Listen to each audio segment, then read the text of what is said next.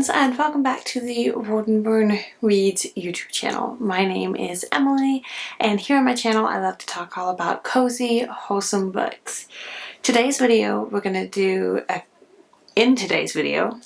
goodness, we're going to be talking about a really quick, short and sweet, hopefully, wrap-up of my 2025 reading year. I'm going to do things a little bit differently than I think I've done in the past.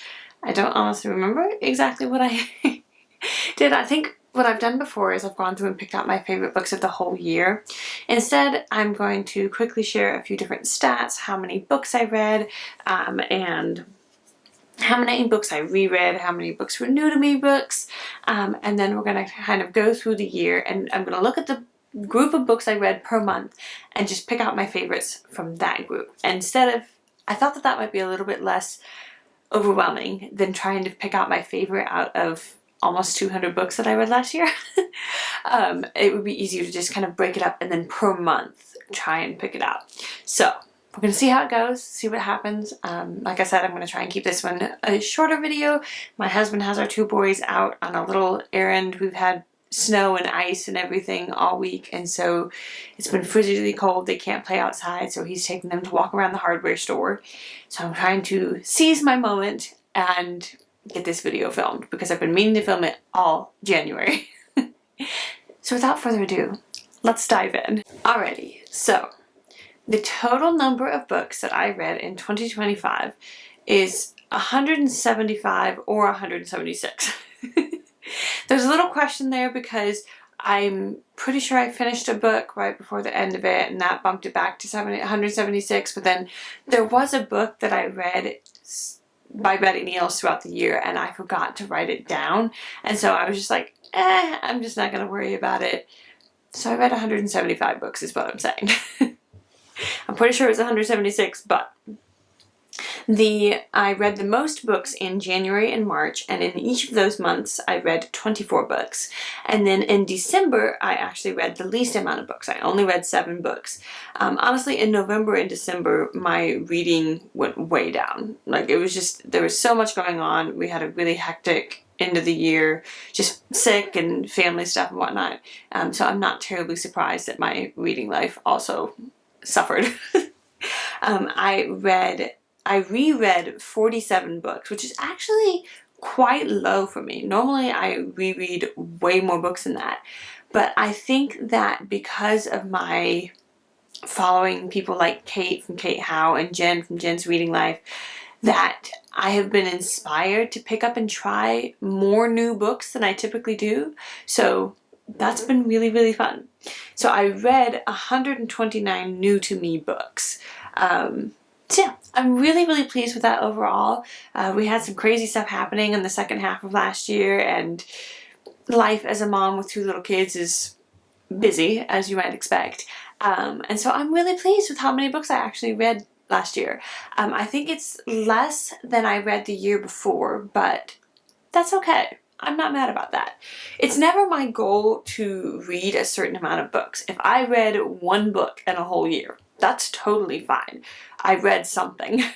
That is just always my goal. I never really have a specific, like, I want to read X amount of books. I just read and see what happens. And consistently over the last, however long it is that I've been tracking this, I've read over 100 books every single year. That's what works for me. So if you only read 1 book in 2025, that's absolutely amazing. If you read 10, 15, 20, 50, 100, 300, it's all amazing. All that matters is that we're reading books. That's the important part. So that's the stats that I have for you. Let's go through, and I am going to talk about my favorites from each month. So in January, this one is going to be tricky because I read Linnets and Valariens by Elizabeth Goudge. Absolutely loved that book. It was so, so good. It was so enjoyable. But I also read a whole bunch of D.E. Stevenson books. So many of them. I can't remember. Let me see. I read 1, 2, 3, 4, 5, 6, 7, 8, 9, 10, 11. I read 12 D.E. Stevenson books in January alone. So it would be really, really tricky to pick like my very, very favorites. I read Bel Lamington and Fletcher's End, which are amazing. There's two of D.E. Stevenson's best books in my mind. I read Gerald and Elizabeth, which I thoroughly loved. That one was so, so good. I read, let's see, there's just so many of them that are so good. I read The Tall Stranger, which was the first book that I finished in 2025. And I actually want to go back and reread that one because I feel like I was kind of reading it in that New Year fog. I had a pretty young baby at the time. I was really tired a lot. And I want to go back and reread that one because I've read books since that the characters come up in The Tall Stranger, and I want to go back and reread that part. And then, let's see, I read The House of the Deer, which was the second book in the Gerald and Elizabeth duology. I also reread The Great and Terrible Quest by Margaret Lovett, which is one of my all-time favorite childhood books, and it was delightful to reread it as an adult and love it just as much. So that one is definitely a very, very high on the favorites list. Then in February, I read The Railway Children. Technically it was a reread because I have read that one. I read that one when I was a child, but I had not read it since then. Again, another delightful book. It was so much fun, and it's about these three children that they have to go and live in the country because something has happened with their father, and their mother has to write to support the family, and it's just all the adventures that these three kids get up to running around the countryside, and it is so good. I love that one. Let's see, and then I can't remember if that was when I started reading the what is it? Lady Something Murders. I can't remember if that's what that one is.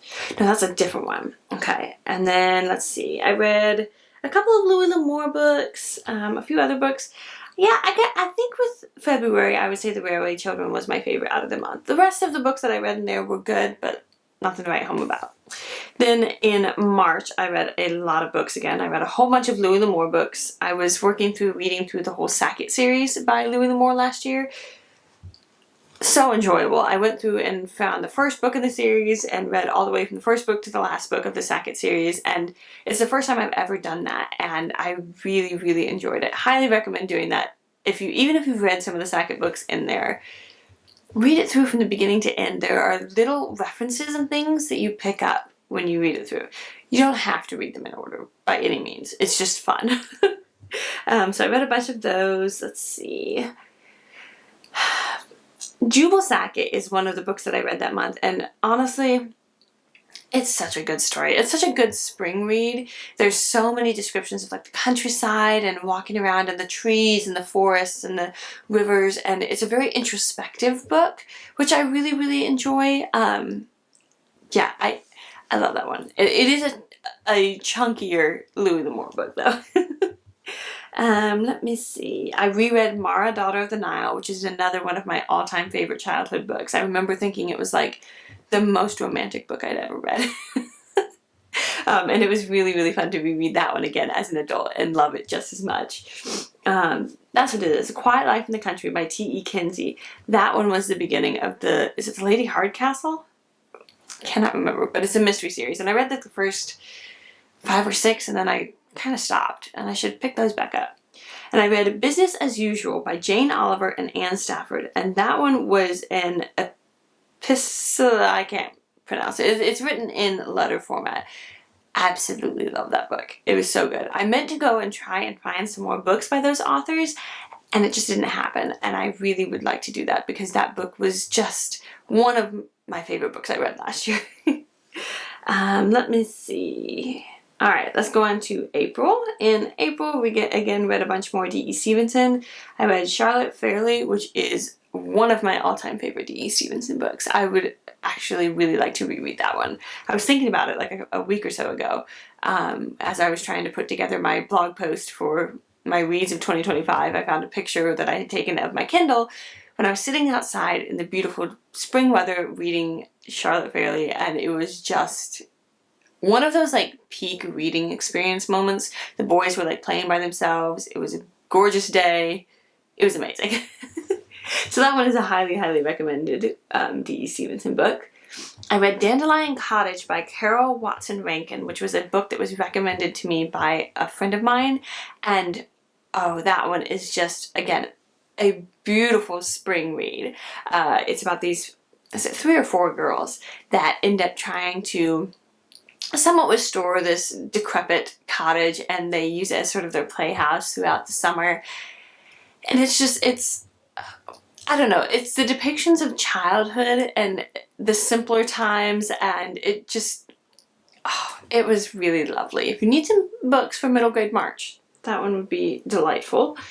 I read Mulberry Square by Leda Larimore, which was a book that my mom recommended to me, and that one was, again, so wonderful. I had a hard time finding the book. I think I was finally able to find it on Amazon as an ebook, and I purchased it. I think it was just a couple of dollars. But yeah, there weren't as many copies of that around. And this was another author that I intended to go and try and read some other books because I enjoyed this one so much. But yeah, do recommend that one. I reread The Little White Horse, another Elizabeth Goudge book.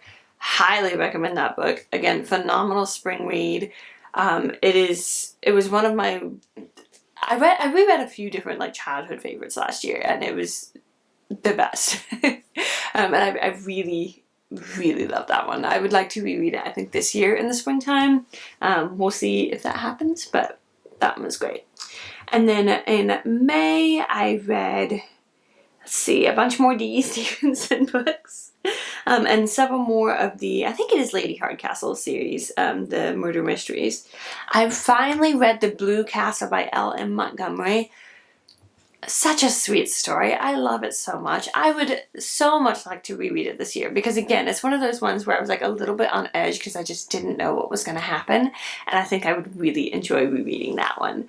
Let me see. I reread The Making of a Marchioness. I always think I know how to pronounce this, and I'm pretty sure somebody told me how to pronounce it last year. But it's by Frances Hodgson Burnett, one of my all-time favorite ones of her books. I cannot tell you how many times I have reread that book. It's a really, really slim little one, and it is just, oh, I love it so much. It's so good. Ooh, I read The Corner Shop by Elizabeth Cadell. That one is one of my favorite Elizabeth Cadell books that I have read so far. It was so much fun. I think I read, let's see,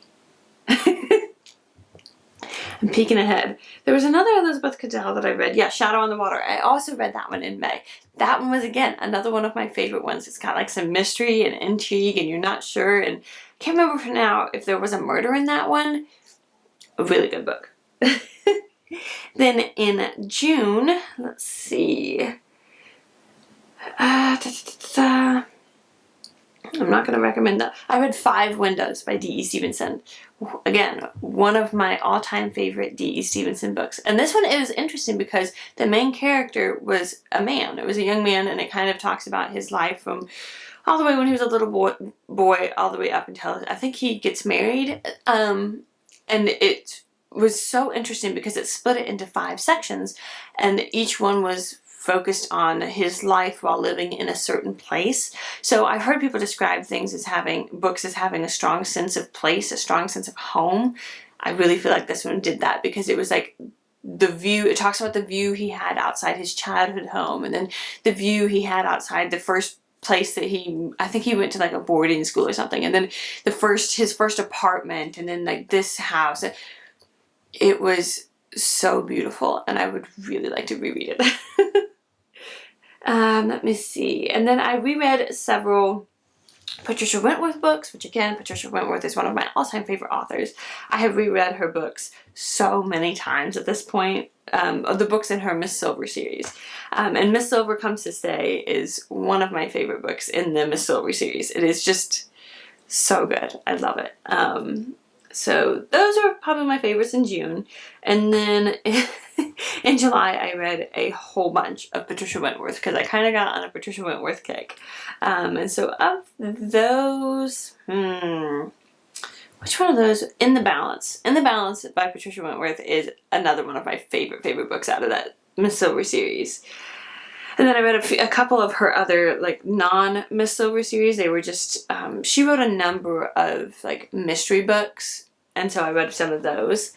I read Mrs. Lorimer's Quiet Summer by Molly Clavering, and that is absolutely my favorite. Well, I guess I couldn't say that. Mrs. Lorimer's Quiet Summer and Near Neighbors are my two favorite Molly Clavering books that I have read so far. Those are just so beautiful. I love them so much. And then in August, let's see here, I got onto more of like a romance kick. I was reading some Casey Stockton books, a whole bunch of Casey Stockton books. I read To Forge Her Fate and A Proper Governess and The Rules of Courtship. Those were all in one series. Really, really enjoyed that series. I think that's probably my favorite Casey Stockton series that I have read so far. And then I read Philomena's Miracle by Betty Neals. I don't exactly remember what happened in that one, but I put a little yellow heart next to it, which means that it was one of my favorite Betty Neals books that I have read. So there's that one. And then in September, again, I was reading a whole bunch more Casey Stockton. I was really on a Casey Stockton kick. I read Frederica by Georgette Heyer, which is so much fun. I really enjoyed that one. Let me see. Then I started reading a bunch of Nicole Van books. Suffering the Scot was the first in a series, and I kind of read my way through the series. Thoroughly enjoyed that series. Then in October, again, I was reading a whole bunch of Nicole Van, and then I was reading a bunch of Claire Kane. I read, again, some more Georgette Heyer. I read Sylvester by Georgette Heyer, which was really, really fun. I really, really enjoyed that one. Let me see. Was there any other ones that I wanted to kind of talk about? No, because all the Claire Kane books were good, but they were like nothing to really write home about. They're kind of a little bit cheesy. And then in November, I read The Wagered Widow by Patricia Varian. Absolutely love that book. That one was so much fun. I really, really want to go and try and read some more Patricia Varian, which I have not done yet. I would like to do that this year. And then I read Lady Hathaway's House Party by Joan Smith and Cotillion by Georgette Heyer. Both of those were just delightful Regency type romances. Oh man, I read so many good ones in November. I kind of forgot about this. I read The House on Gregor's Brae, which was my first S.E. Summers book and has started a love of S.E. Summers. I have read 2 or 3 books by S.E. Summers in January, so expect to see more on that. Highly recommend that one anyway. And then again in December, I read a bunch of the Betsy Tacy books by Maud Hart Lovelace. Highly recommend that series. I'm going to be trying to read my way through the rest of that series this year. Yeah, I think that's about all. The Waiting Game by Elizabeth Goodell. I ended off the year finding another Elizabeth Goodell book that I really enjoyed, so that was great. I was really soured by Elizabeth Goodell from earlier in the spring when I read I think it's The Cuckoo in Spring or something. Didn't like that one. But yeah. So that's kind of my wrap up for 2025. I am so excited to read so many more books in 2026. I would love to know if there were any books that like really stood out to you in 2025. What are your top favorite reads or rereads? I'm all about rereading. I would love to hear it. My light is definitely going, so I'm going to go ahead and wrap it up. Thank you so much for watching. Thank you for all of your support and comments and likes and everything for my channel. In 2025, it has meant the world to me. I absolutely have so enjoyed filming videos and talking about books. It's been the best. It's been so much fun. So I'm hoping to continue doing that throughout throughout 2026. My goodness. And I will hopefully be back quite soon with a January reading wrap up. I have read some really lovely books in January, so I'm so excited to talk about those. But that is all for this video. Thank you so much for watching, and I will see you on the next one. Bye!